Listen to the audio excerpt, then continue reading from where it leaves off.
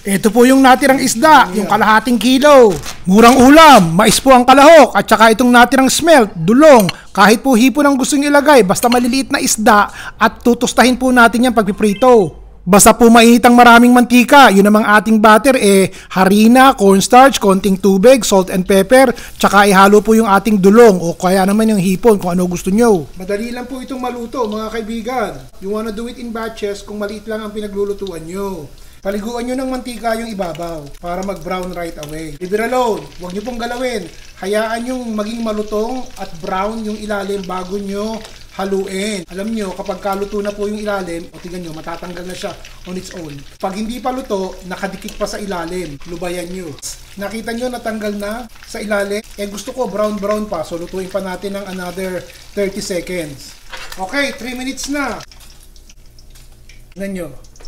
Lagyan natin ng asin at parang matabang O, piniprito ko na po yung second batch. Itong part na lang na ito, itataob na natin because after 2 minutes, nakita nyo, brown na. Second batch. Habang mainit pa, lagyan nyo na ng konting asin para kumagat yung alat dun sa mantika at isda.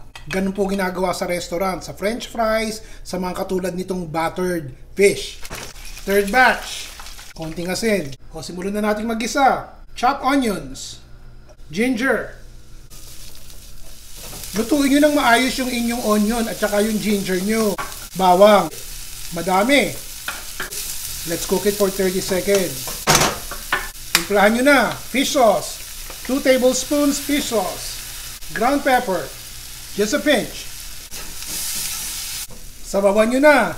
Adding 1 cup of water. If you want more, let's add more. Para matipid. 2 cups of water. Seasoning. Crank up the heat to high. And we'll bring this to a boil. A touch of sugar. Katitik. Optional. No bashing ha, everybody. Trip ko lang pong maglagay ng konting asukal. Kung ayaw nyo, bahala kayo. So now, it's boiling now ha. You can see. Kung meron po kayong fresh corn, use fresh corn. Wala ako I'm using the canned corn. I will not add it all. I'm only adding half.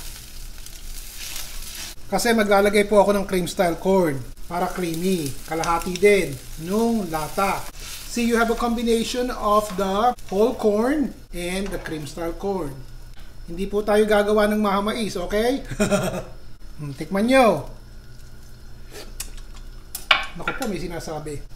Cover and let's bring this to a boil. Okay, boiling now. Let's add our green onions. Buyas na mura. Wala po akong malunggay. Spinach. Pasensya na po kayo, wala akong dahon ng malunggay, wala rin po akong dahon ng sili, wala po rin akong kamote leaves o kangkong, spinach lang meron. So, spinach. Hinaan na po natin ang apoy at luto na Dagdag na po natin ang ating isda. Sandukin na natin. O hindi po ba mura-mura yun?